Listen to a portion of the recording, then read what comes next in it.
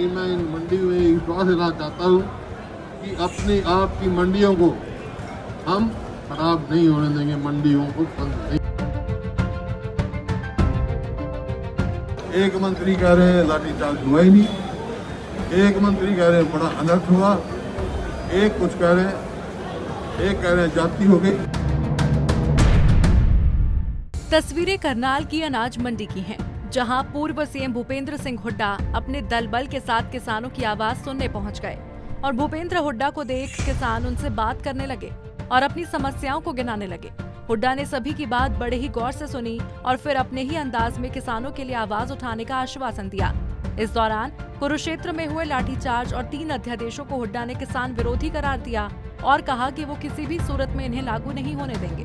मैं आया हूँ, मजदूरों ने अपनी समस्या बताई है, परेशान है, उनको मजदूरी नहीं मिल रही, आड़ती परेशान है और किसान परेशान, आज सारे वर्ग यहाँ परेशान। ये जो नए ऑर्डिनेंस लाए हैं एसेंशियल कमोडिटी का तो कल पास हो गया, 2 बाकी हैं, वो पार्लियामेंट में पेश किए गए। और पहले दिन मैंने कहा था कि जो ऑर्डिनेंस ला रहे हैं ये किसान विरोधी हैं, ये किसान के हित में नहीं। खास तौर पे पंजाब हरियाणा जो प्रदेश पूरे देश का पेट पाल रहा है किसान, उसके हित में नहीं। तो आज मैं ये कहने आया हूँ कि ये इसके अलग अलग असर पड़ने जा रहे हैं। जैसे मंडी में हजारों करोड़ रुपए लग के हमारे हरियाणा में इंफ्रास्ट्रक्चर तैयार हुआ है। अगर यहाँ टैक्स है, बाहर टैक्स नहीं है, कॉन्ट्रैक्टर कोई आता है तो मंडी में कौन आएगा?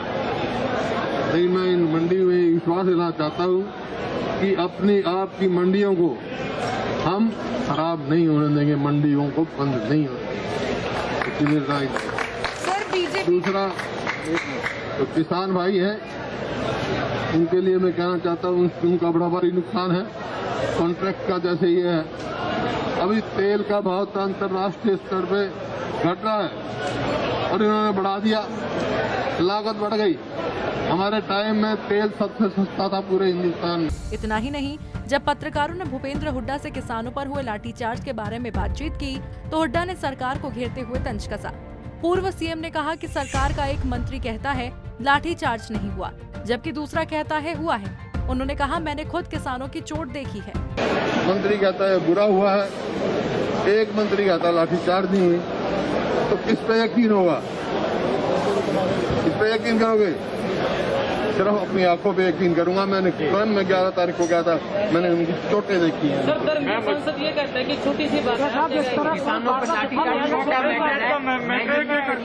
मैं तो ये कहा है सबसे पहले किसानों के मुकदमे विड्रॉ करो, ये लड़ाई तो हम लड़ लेंगे।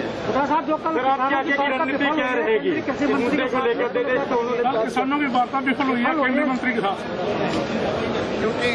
क्योंकि जो कमेटी बनाई थी उसी टाइम मैंने कहा था ये कमेटी कुछ नहीं है, ना तो उसको संवैधानिक कोई शक्ति है, ना उसको एडमिनिस्ट्रेटिव शक्ति है, ये तो सिर्फ किसानों को गुमराह करने के लिए कमेटी बनाई थी और वो साबित। चाहे बात खराब हुई फसलों के मुआवजे की हो या फिर 3 अध्यादेशों के विरोध की, कांग्रेस इन हालातों को अपने हक में भुनाने में कोई कसर नहीं छोड़ना चाहती।